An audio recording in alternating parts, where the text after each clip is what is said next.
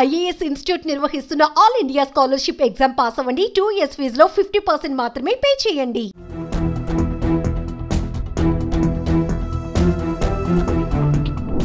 పొరిగింటి పుల్లకూర రుచి అన్నట్టు ఈ మధ్య జనాలు ఇంటి భోజనాన్ని వదిలేసి హోటల్స్ కు పరుగులు తీస్తున్నారు.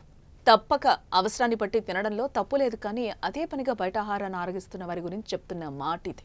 ఇంటి దగ్గర ఇల్లాలు అమ్మ వంటను వదిలి హోటల్లో పెట్టే అపరిశుభ్రమైన భోజనాన్ని లొట్టలేసుకుంటూ తింటున్నారు. రుచి కాదు శుచి కూడా ఉండాలనే మాట మర్చిపోతున్నారు కదా. ఇటీవల ఫుడ్ సేఫ్టీ అధికారులు హోటల్స్ బాగోతాలు చూసాం కదా. కుళ్ళిన మాంసం, పాడైపోయిన కూరగాయలు, కాలం చెల్లిన పదార్థాలు, అబ్బో దీని గురించి చెప్తే ఒళ్ళు జల్దరించిపోతోంది. ఇప్పుడు మళ్ళీ ఏమైంది అనుకుంటున్నారా? అక్కడికే వస్తున్నా, ఆగండి.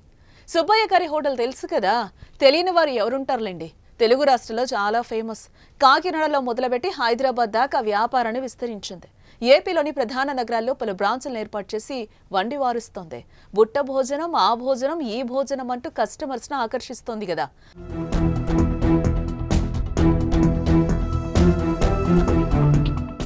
వెజ్ మెనూ అందించే ఈ హోటల్కు గిరాకీ కూడా ఎక్కువే. అక్కడి ఫుడ్ను కస్టమర్స్ లొట్టలేసుకొని తింటారు. కానీ వారిప్పుడు ఆ హోటల్లో జరిగిన విషయం చెప్తే వాంతి వస్తుంది. సుబ్బయ్య గారి హోటల్ రుచి సంగతి పక్కన పెడితే శుచి మాత్రం కనిపించడం లేదని ఇప్పుడు జరిగిన ఘటనతో అర్థమైపోతుంది. తాజాగా భోజనంలో జర్రి పెట్టి వడ్డించారు. విజయవాడ బ్రాంచ్లోని సుబ్బయ్య గారి హోటల్కు వచ్చిన కస్టమర్ భోజనం ఆర్డర్ చేయక అక్కడ సిబ్బంది ఫుడ్ తీసుకొచ్చి ఇచ్చారు. ఆ భోజనాన్ని చూడగా అందులో జర్రి వచ్చింది. అదే సమయంలో హోటల్లో భోజనం చేస్తున్న కేంద్ర మానవ హక్కుల కమిషన్ ఇన్ఛార్జ్ చైర్మన్ విజయభారతి నిర్వాహకుల తీరుపై ఆగ్రహం వ్యక్తం చేసి ఫుడ్ సేఫ్టీ అధికారులకు ఫిర్యాదు చేశారు. వెంటనే వచ్చి తనిఖీలు చేసిన అధికారులు హోటల్ను సీజ్ చేశారు. చాలా రెస్టారెంట్స్ యాజమాన్యాలు కనీస పరిశుభ్రతను పాటించడం లేదు. మసాలాలను దట్టించి రుచిగా ఏది పడితే అది ఇచ్చేస్తున్నారు. మనం మన డబ్బులు పెట్టి అవే తిని ఆసుపత్రులు పాలవుతున్నాం. మనతో పాటు పిల్లలకు కూడా అలవాటు చేస్తున్నాం కదా.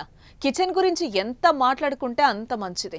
మీరు కూడా బయట ఎంత తక్కువ తింటే అంత మంచిది. ఇక మీ ఇష్టం.